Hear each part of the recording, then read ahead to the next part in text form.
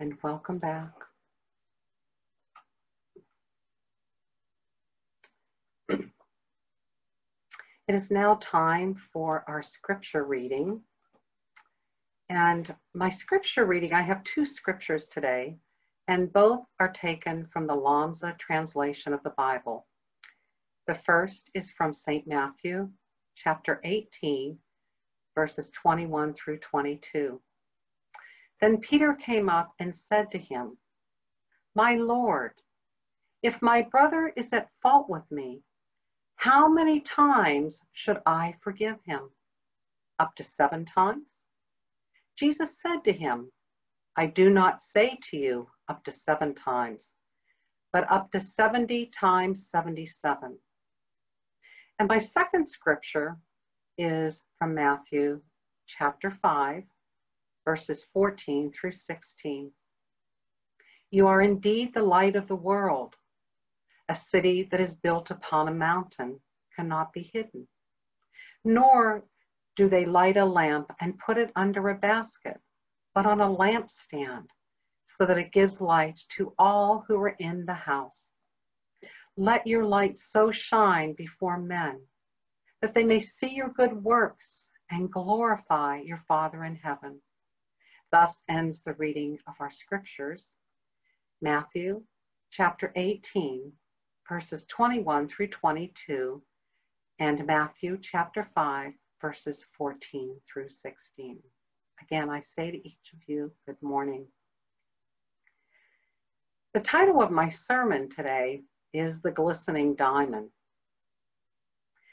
The diamond has many facets, and when the light hits the prism at the right angle, it radiates this beautiful spectrum of colors.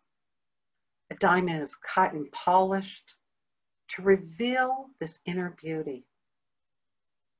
Similarly, as we discover our own divine nature, the God within us, we reveal our inner beauty and we radiate these glorious prisms of light from the inside out. Some believe that when we forgive, we are doing it for the other person. In reality, the act of forgiving is just as much for us, if not more. Because when we forgive, what are we doing? We are no longer holding on to hate, to anger, to resentment. And these things, they're like a dead weight that we carry around. And if we're not careful, they will just pull us down. These things hurt us more than they could possibly hurt the other person that we are harboring these feelings for. I would be willing to bet that the other person has no idea that we are even carrying these feelings. And it is through forgiveness that we free ourselves from these heavy burdens. And by showing mercy and forgiveness, we in turn will be shown and receive mercy and forgiveness. Peter asked Jesus how many times he should forgive his brother. Up to 7 times? And Jesus answered him saying, "I do not say to you up to 7 times, but up to 70 times 77. When Jesus told Peter to forgive up to 70 times 77, he was telling him to forgive endlessly. Forgive until you get to the point where there is nothing left to forgive. Until we completely release this person or situation from our consciousness, and to the point where we hold no ill feelings. And what happens as we forgive? As we forgive, we begin to feel that energy shift within us. We become lighter, and it frees our soul. It frees our soul to experience our inner bliss. Scripture teaches us, blessed are the pure in heart, for they shall see God. When we are free in mind and in heart, we are free to experience God. Forgiveness enables us to be pure in heart and to experience this inner peace. I recently read a book about a man who spent 30 years of his life on death row for a crime he did not commit. He was told by someone in law enforcement before his trial that this man didn't believe that he committed the crime.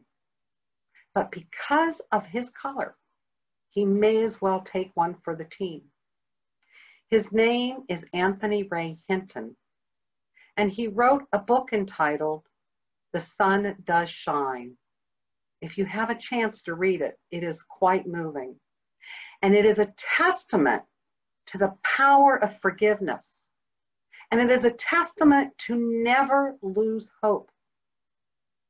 Mr. Hinton was a very good person. He loved his family, and he loved God. He was an innocent man, and the evidence did not support his conviction. To the contrary, it supported his innocence. Sadly, our judicial system failed him. And despite being terribly wrong by our judicial system, law enforcement, and racial inequality, this man never gave up. His faith and his belief in God was so strong that it kept him going every day. After his conviction, he began to experience what we call the dark nights of the soul, thinking perhaps he should become what he was accused of. But then he remembered who he was, and he let the light shine in his life.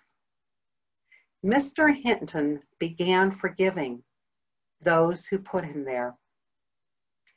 He decided to continue fighting with every breath of his body to prove his innocence. And he said that the day may come when they come to take his life, but he refused to let them take his soul. He refused to let them take his soul. He fought for 30 years, and he made sure they never took his soul. This man forgave, and he held on to his faith and hope. He persevered through numerous appeals, all the way to the U.S. Supreme Court. And after 30 years, the light prevailed, and he was released, and the sun did shine. Truth prevailed. It was through his forgiveness that he didn't lose another 30 years of his life. Because if he had not forgiven, he would have continued to live in that mental prison. He was free in mind, and he didn't have to carry that burden. It was those who wrongfully put him there that carry the burden. It is those people, it is their karma that they have to account for, not his. When we forgive, we free our soul from the heavy burdens of this world. And just like Anthony Ray Hinton, we are free in mind. Forgiveness takes work and a commitment to continue forgiving endlessly and without ceasing until we have nothing left to forgive and no longer carry the burden. I want to share with you an exercise that helps me with forgiveness. And what I do is I begin to envision releasing the person, or whatever the situation is, in a pink balloon of love. I put them in this balloon and I let it go, and I envision it floating away. I envision it leaving my consciousness. And what is pink? Pink represents love. You would ask, well, why would you release those who you feel have harmed you in love? Because when we release them in love, we are releasing with no ill feelings. And all that remains with us is love. And sometimes this is an exercise that you need to repeat. And when those thoughts creep back into my mind, I would just continue to see them floating away in this pink balloon of love until I was fully healed.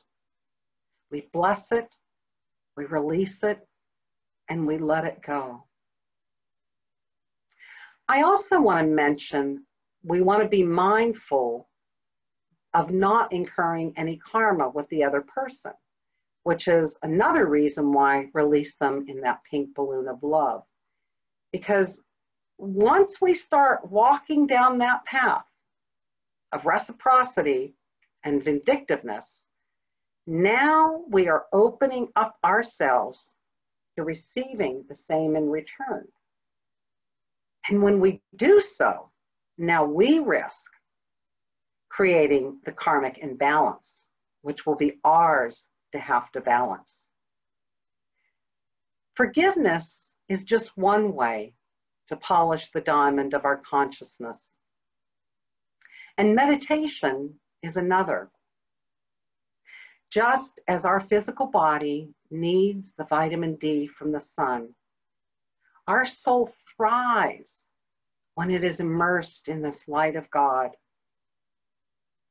In our meditation, we immerse ourselves in the consciousness of God. We connect to the source and we receive all that we need. And as we did today, as we breathe in that light of God, we start to feel more centered and more at peace. And we fill our cup until it is overflowing. Have you ever observed someone as they are coming out of meditation? They radiate. They radiate from this light. And you can feel that inner peace just exuding from them. If there is one thing that you can do for yourself, I would say meditate, meditate, meditate. In Matthew chapter 5, verse 14, Jesus tells us that we are the light of the world and our light should not be hidden, but rather it should be on a lampstand so that it gives light to all of those in our house. We are indeed the light of the world, and our light is not meant to be hidden. It is meant to be put on this lampstand and to light the way for all of humanity. It should be nourished so we can radiate these beautiful prisms of light of God that are within us. Scripture goes on to say, "Let your light so shine before men that they may see your good works and glorify your Father in heaven." Each of us here today are ambassadors of God. We don't need a title, such as Reverend or Doctor of Divinity, to do God's work. All we need to do is to be willing and to be receptive for God to work through us. That light radiates to us, it radiates through us and out into the world. Uplifting humanity is the way that we glorify God. Reaching out a hand to those in need and helping others find their way who are lost. 2020 has been an unsettling year, a very challenging year for many people. They are struggling with these changes, and some are faced with rebuilding their homes.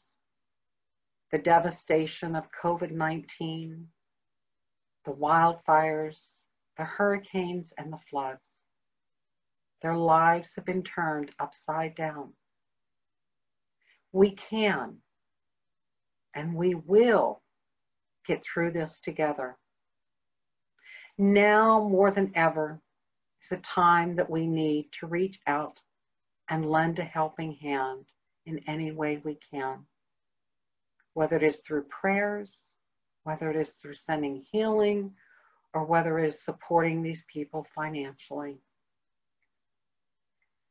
I want to share with you a quote from Ralph Waldo Emerson. He said, "To know even one life has breathed easier because you have lived.